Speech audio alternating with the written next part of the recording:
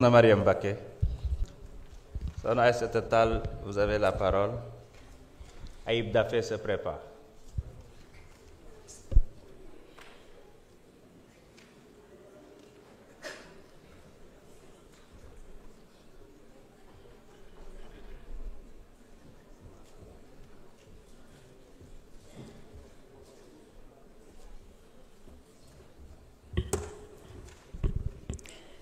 Je vous remercie, Monsieur le Président.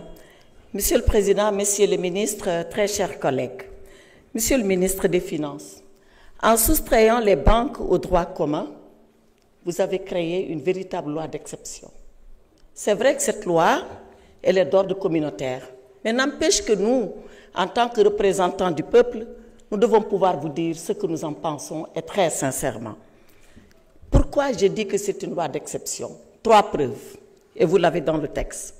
À l'article 111 de la loi que vous nous présentez, il est accordé un véritable privilège, même une immunité de poursuite à toutes les banques du Sénégal, donc à toutes les banques de l'UEMOA. Nous ne pouvons pas procéder par une saisie conservatoire contre les banques. Pourquoi? Les banques, c'est des sociétés comme les autres, des sociétés de droit privé comme les autres. C'est comme les compagnies d'assurance. Oui, elles ont un agrément, mais ça n'en fait pas pour autant des sociétés particulières. Pourquoi ce que vous donnez aux banques, vous ne le donnez pas aux compagnies d'assurance? Voilà la dichotomie que je constate et cela n'est pas normal. On peut saisir toute société par décision du juge, mais la banque, non, on ne peut pas parce que seulement c'est la banque. Ce n'est pas normal et c'est à l'article 111. Deuxième exception de droit commun. C'est l'article 142, les articles 142 et suivants, sur les réclamations des clients. Monsieur le ministre, je suis sûr que vous avez lu Franz Kafka. Je suis sûr que vous avez lu Kafka.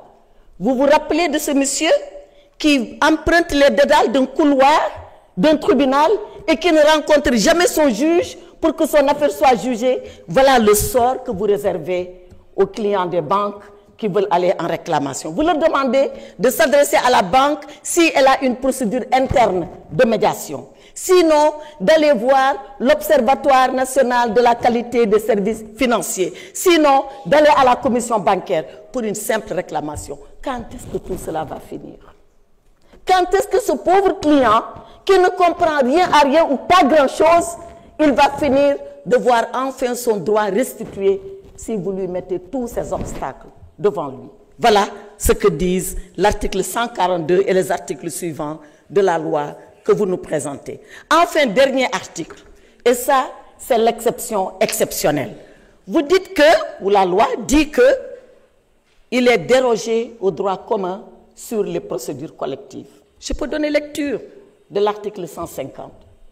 C'est-à-dire que, lorsque une banque est en cessation de paiement, qu'elle veut organiser un redressement judiciaire, il ne lui sera pas appliqué les dispositions de l'OHADA sur le redressement judiciaire et les procédures collectives. Voilà ce que dit la loi.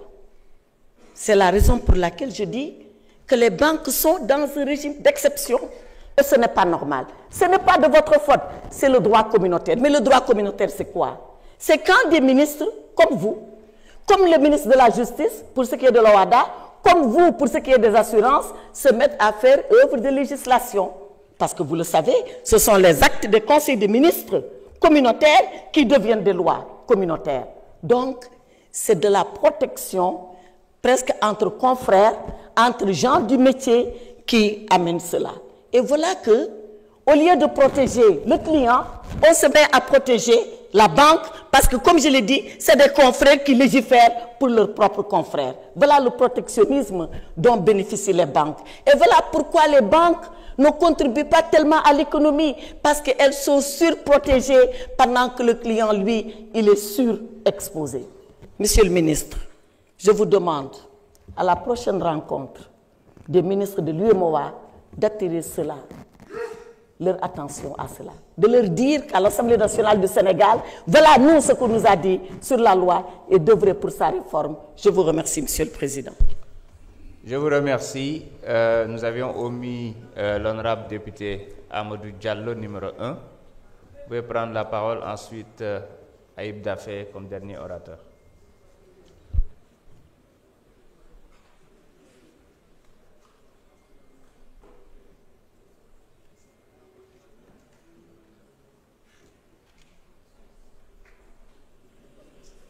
Voilà, merci Monsieur le Président, Monsieur le Ministre, les collaborateurs des ministres. Donc, je voudrais très rapidement revenir sur quelques points suite à la présentation de ces deux projets de loi, donc communautaires. En tout cas, c'est une transposition pour le Sénégal. Donc, Monsieur le Ministre, c'est une suggestion. Je voudrais, dans le cadre de l'équité territoriale, que chaque chef-lieu de département dispose d'une banque, d'une agence de banque nationale, chef-lieu de département, d'un poste comptable du Trésor, en l'occurrence les services du Trésor, et au moins d'une structure de microcrédit. Chaque chef-lieu de département sur les 46 départements que compte le pays, chaque département doit pouvoir disposer de ces instruments fondamentaux donc, qui permettent aux populations d'avoir accès aux services publics liés aux finances, aux services financiers.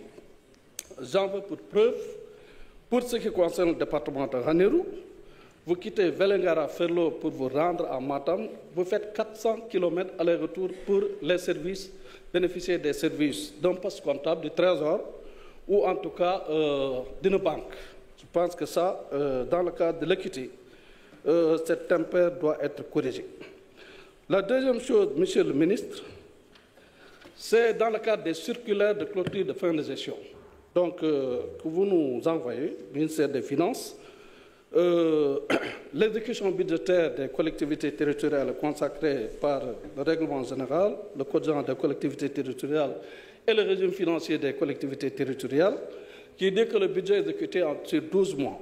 Or, ces dernières années, on se rend compte, en tout cas par exemple pour 2024, la mise en place des fonds de dotation et des fonds d'équipement des collectivités territoriales donc, était donc mobilisée en début mai.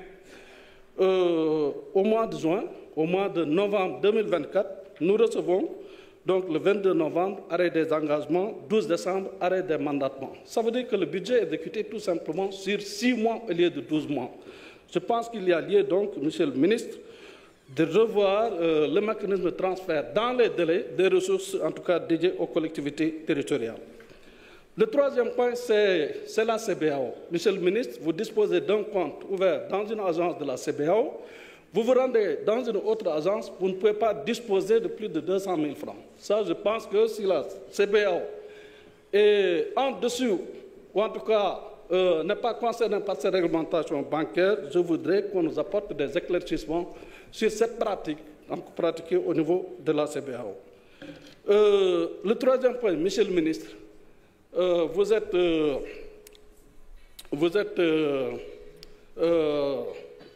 assurez, disons, comment le dire, vous assurez, pour ce qui concerne les organismes publics, vous assurez la tutelle financière. Il y a énormément de licenciements qui se passent aujourd'hui dans les organismes publics, Monsieur le Ministre. Au moment où vous comptez créer des emplois pour les jeunes Sénégalais, pour les femmes sénégalaises, on procède à des licenciements. Il y a des circulaires qu'on retrouve un peu partout dans les médias et dans les réseaux qui parlent de déflation du personnel. Je pense qu'il faut mettre un terme à ça et identifier véritablement les problèmes qui se posent à ce que justement ces emplois soient préservés et créer plutôt d'autres emplois qu'en tout cas dans déflater. Le dernier point, Monsieur le Ministre, c'est le dernier point.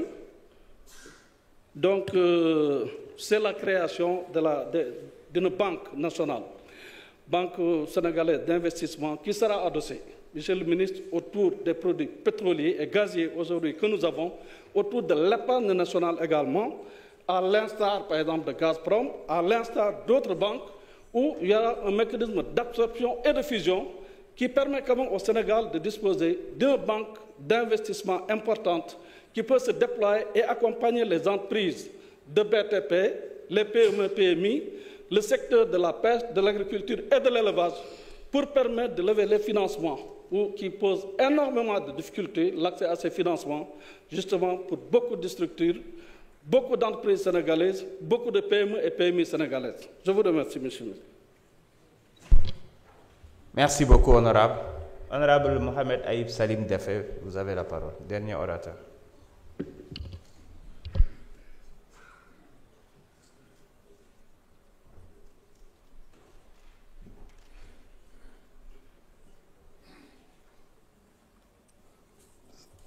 Merci beaucoup, Président.